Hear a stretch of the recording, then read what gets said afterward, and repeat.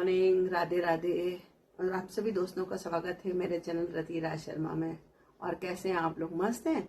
मैं भी बहुत बहुत नहीं, मैं मस्त हूँ। सिर्फ बहुत मस्त नहीं हूँ क्योंकि अभी तक मेरे घर में इतना शोर शराबा था, इतने मेहमान थे। और मुझे मेहमान घर में रहते हैं, शोर शराबा रहता है तो बहुत अच्छा लगता है।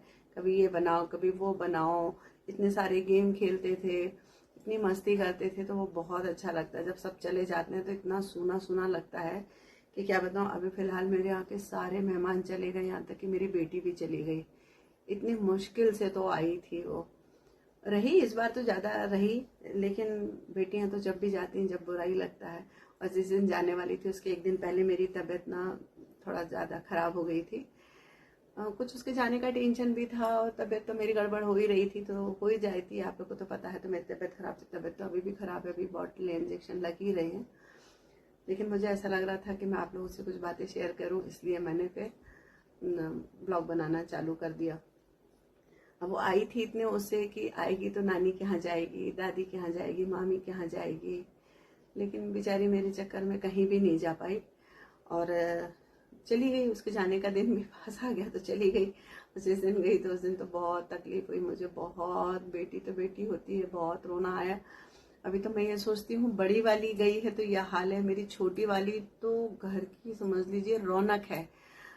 जब वो जाएगी जब मेरा क्या हाल होगा भाई। उसको सोच के मेरी तो ना रूह कांप जाती है कि उसको ऐसा लगता है कहीं आस पड़ोस मोहल्ले में ही अगर लड़कियों को ब्याह दें तो अच्छा है, आते जाते देखते रहे और वो बस मेरी नज़र के सामने रहे। वैसे तो वर्षा मेरी बहू भी बहुत प्यारी है, वो मेरी बहुत ज़्यादा सेवा करती है, ध्यान रखती है।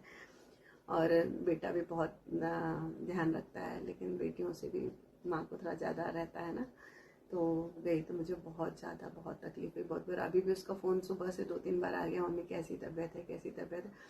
तबीयत बहुत ज़्यादा गड़बड़ हो गई थी। सबसे बड़ी बात यार, नौ दुर्गे यानी कितना अपना अच्छा त्यौहार। मैं तो भाई घट बिठाती हूँ, जवारे बोती हूँ, देवी जी को बहुत सजाती हूँ और बहुत अच्छे से व्रत रखती हूँ।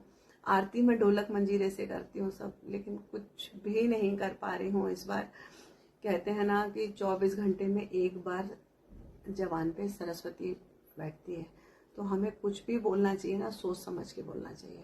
मैंने 2-3 दिन पहले ही अपने हस्बैंड से बोला था कि राजू इस बार ना मैं तैयारी तो सारी करूंगी, मैं पूरी करूंगी, लेकिन इस बार और व्रत भी रखूंगी, लेकिन इतनी इस बार शायद मैं इतनी ज्यादा पूजा पाठ नहीं कर पाऊंगी। तो मैंने तो बोला था और फिर हो सकता था मैं करती भी, लेकिन ऊपर वाले ने बोला बेटा तुमने बोला है ना, अब तुम्हारे साथ ऐसा ही होगा। अब तुम तैयारी करो और बिस्तर पे आ जाओ सीधे। अब मैं इतनी तरस रही हूँ कि मैं ऊपर जाऊं, कुछ पूजा पाठ करूं, लेकिन हिम्मत ही नहीं हो रही, शरीर ही साथ नहीं दे रहा कि मैं जाऊं।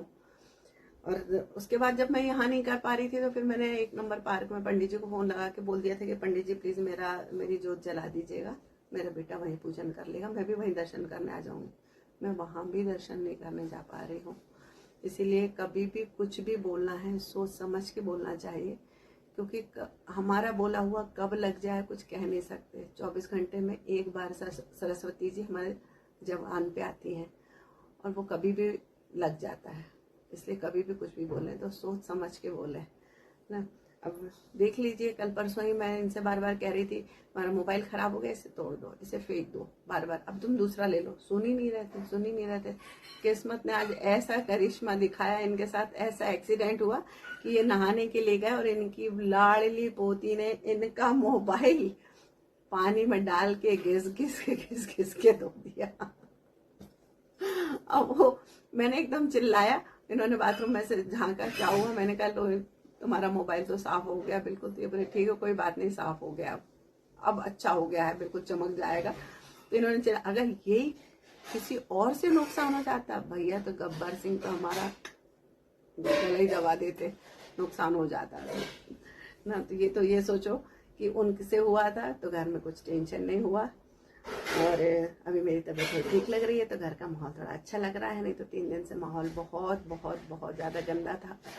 और मेरी सहेलियाँ बराबर मेरे से मिलने आ रही थी, वो तो मेरी रीता और प्रीति तो ऊपर से भगवान ने मेरे लिए भेजी है कि लो भारती, ये तुम्हारे 2 अनमोल रतन, क्योंकि ये मैं बीमार हूँ, मुझे कोई तकलीफ हो कुछ हो, उन्हें पहले एहसास हो जाता है और वो बराबर समय पे पहुंच जाती है मेरे लिए और मेरा बहुत ज़्यादा ध्यान रखती हैं। भगवान ऐसी सहेलियाँ सबको दे। कल्पना भी है, कल्पना भी बराबर पहुंच जाती, लेकिन कल्पना अभी दिल्ली में है, नहीं तो वो भी आ जाती, लेकिन अभी दिल्ली में है।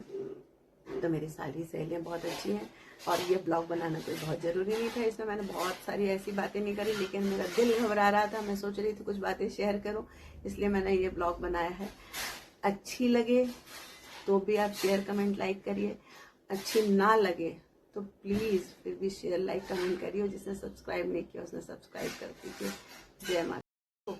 मैं कहीं जाती हूँ आप लोगों से शेयर करती हूँ, मैं तैयार होती हूँ आप लोगों से शेयर करती हूँ, मेरे घर कुछ फंक्शन होता है वो भी मैं आप लोगों से शेयर करती हूँ। क्यों करती हूँ? क्योंकि आप लोग मेरे दोस्त हैं, बहुत अच्छे, मुझसे बहुत प्यार करते हैं, मैं आप लोगों से बहुत ज़्यादा प्यार करती हूँ। तो जब मैं सारी अच्छी बातें शेयर करती हूँ तो मैं अपना दुख क्यों ना आपसे शेयर करूँ, मैं अपनी तकलीफ क्यों ना शेयर करूँ, अपनी तक जब मैं बीमार होती हूँ तो वो क्यों ना शेयर करूँ। ये सब सोच के मैं आप लोगों से शेयर करती हूँ। अब मैं सही करती हूँ या गलत करती हूँ मुझे नहीं पता, लेकिन मुझे ऐसा लगता है मैं अपने दोस्तों से शेयर करूँ।